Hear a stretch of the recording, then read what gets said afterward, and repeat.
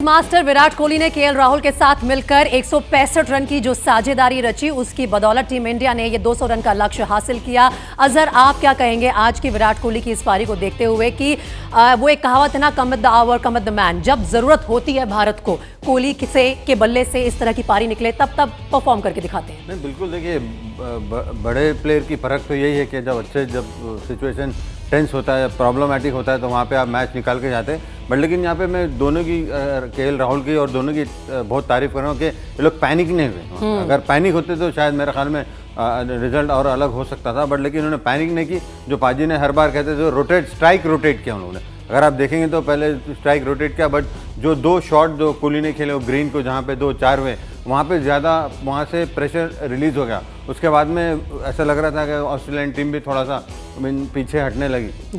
जी। और मेरे एक सहयोगी ने मुझे एक बड़ा अच्छा डायलॉग दिया है इस विराट कोहली की पारी के लिए। वो कह रहे हैं कि जब बाकी लोग घबरा जाते हैं, अतुल, विराट कोहली निखर जाते हैं। घबराते नहीं, मुझे लगता है कि एक्सपीरियंस की बात है। इसलिए मैं कह रहा था, ऐसे मैचेस जो है ना, आप ये डर्टी बैटिंग कहते हैं, टेस्ट मैचेस की बैटिंग, क्योंकि ये एक्सपीरियंस है इनका, उनको पता था।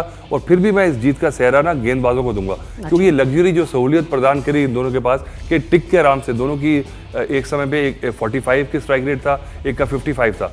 ऐसा क्यों हुआ? क्योंकि आपके पास बड़े रन चेज करने नहीं है, इसलिए वो अपने फ्रेम में आके ऐसी बैटिंग कर पाए। अगर प्रेशर रहता तो शायद आउट हो जाते। आप कह सकते हैं वो कैच छूट गया इससे जीत गया, पर कैच छूटते हैं, ऐसा आपके कैरियर में होता है। कई बार पकड़े जाते हैं, कई बार छूटते हैं। तो ये दोनों ही प्लेयर, मैंने बार बार कह रहा हूँ कि ये जो एक्सपीरियंस है ना, बिकॉज ये 50 ओवर का मैच जो है आज का T20 के बैकग्राउंड से आप देखेंगे तो ये टेस्ट क्रिकेट का एक मिनिएचर फॉर्म है। और ऐसी बैटिंग जो थी आज टेस्ट मैच की बैटिंग देखिए।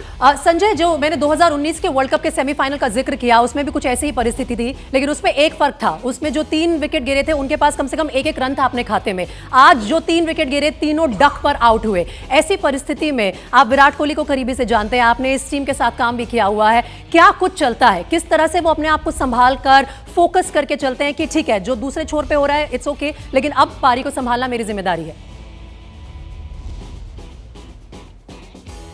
बॉडी लैंग्वेज बहुत ही इंपॉर्टेंट हो जाता है। और जिस तरह का बॉडी लैंग्वेज विराट कोहली का रहता है, फिर वो अगर वो टॉप पे है या फिर टीम थोड़ी सी दिक्कत में है।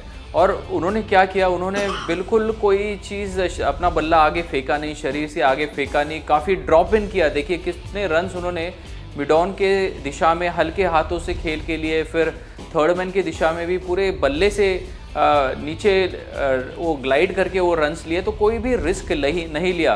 और इनका रिस्क फ्री बैटिंग है, रिस्क फ्री अप्रोच है, और इसी के कारण वो इतने कंसिस्टेंट प्लेयर है। और सबसे बड़ी बात, जिस कारण ये इस कठिन परिस्थिति से बाहर आ पाए, तो स्पिनर के ऊपर कैसे हावी, और खासकर जैम्पा के पहले ओवर में जिस तरह से केएल राहुल ने 3 चौके लगाए। जैसे ही घड़ी का काटा दोपहर 2:30 पे आए, बबीता जी का दिल सास बहू साजिश के लिए मचल जाए। और ये है इनकी बहू, पूरे दिन ऑफिस की टेंशन हो जाए गॉन जब ये करें अपना फेवरेट शो फ्री टाइम पे ऑन।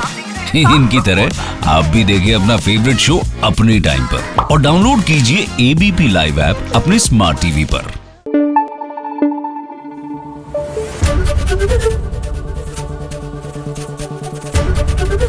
ABP न्यूज आपको रखे आगे।